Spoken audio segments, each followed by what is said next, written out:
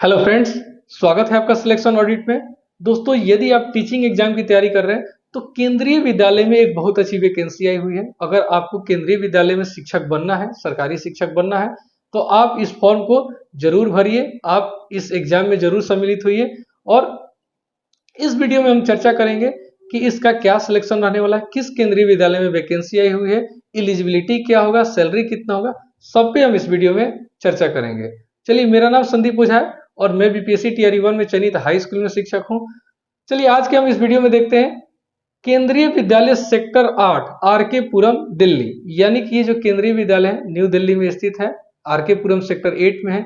इस केंद्रीय विद्यालय में संविदा पर यानी कि कॉन्ट्रेक्चुअल पोस्ट पर वैकेंसी आई हुई है, जो कि 1 साल के लिए रहता है और ये रिन्यूअल भी हो जाता है। अगर आप एक बार ज्वाइन कर ले रहे हैं तो जल्दी आपको बाहर नहीं निकाला जाता है, ये रीइन्यूअल होते रहता है। ठीक है, अब मैं बात करूं कि किस किस पोस्ट के लिए वैकेंसी आया हुआ है। तो देखिए, सबसे पहले अगर मैं बात करूं पीजीटी का, तो पीजीटी में ऑलमोस्ट सारे सब्जेक्ट पे वैकेंसी आई हुई है। अगर मैं बात करूं टीजीटी का, तो टीजीटी में सिर्फ 3 सब्जेक्ट, साइंस, हिंदी और मैथ्स। अगर आप टीजीटी साइंस या टीजीटी मैथ या टीजीटी हिंदी की तैयारी कर रहे हैं तो सिर्फ आप ही के लिए है। ठीक है, टीजीटी में बस 3 सब्जेक्ट पे पोस्ट आई हुई है। इसके अलावा अगर मैं बात करूं पीआरटी का, तो पीआरटी में भी वैकेंसी आया हुआ है। योगा टीचर, म्यूजिक टीचर, सब पे वैकेंसी आया हुआ है। एक एक करके हम सब पे चर्चा करेंगे।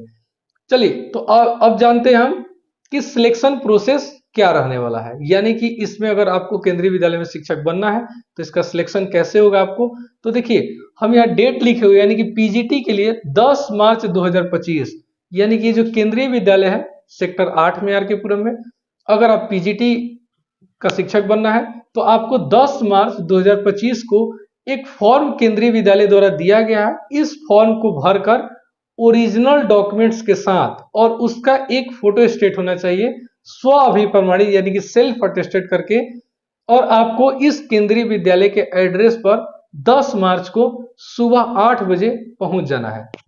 वहां जाइएगा तो वहां सबसे पहले गेट पर आपका एंट्री होता है। आपका सारा डॉक्यूमेंट्स ओरिजिनल से एक बार चेक किया जाता है, वेरिफिकेशन होता है, शॉर्ट वेरिफिकेशन होता है 1 से 2 मिनट का।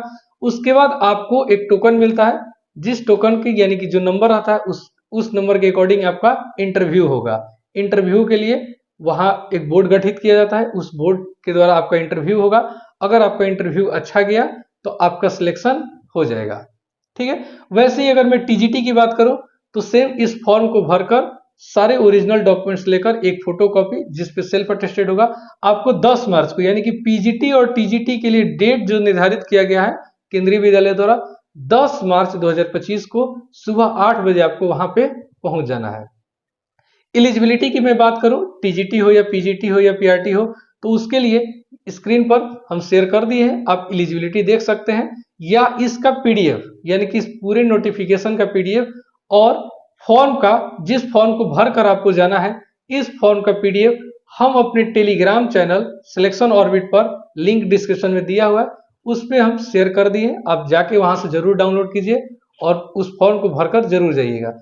अगर मैं पीआरटी की बात करूं तो पीआरटी का जो डेट निर्धारित किया गया है केंद्रीय विद्यालय द्वारा, ये आपका 11 मार्च 2025 सुबह 8 बजे आपको सेम प्रोसेस के द्वारा उस फॉर्म को भरकर, जो फॉर्म में शेयर किया हूं, उस फॉर्म को भरकर ओरिजिनल सारा डॉक्यूमेंट्स लेकर उसका एक फोटोकॉपी होना चाहिए जिसपे आपका सेल्फ अटेस्टेड होना चाहिए, और आपको इस केंद्रीय विद्यालय के एड्रेस पर पहुंच जाना है।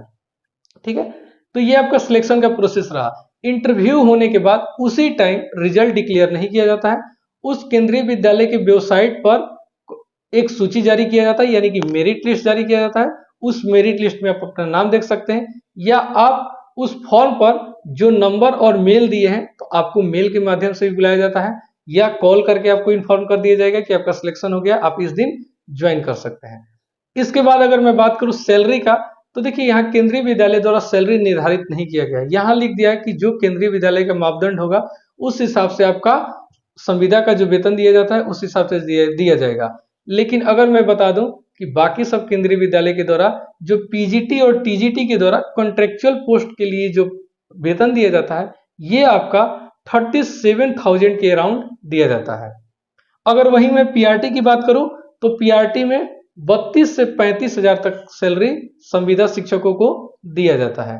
तो ये आपका संपूर्ण जानकारी था इस वैकेंसी को लेकर। अगर आप केंद्रीय विद्यालय या कोई भी टीचिंग एग्जाम की तैयारी कर रहे हैं, या तो आप दिल्ली में रहते हैं या दिल्ली के अदर किसी स्टेट में रहते हैं, तो आप जरूर जाइए। इंटरव्यू आपका बहुत अच्छा एक्सपीरियंस होगा अगर आप टीचिंग एग्जाम की तैयारी कर रहे हैं तो।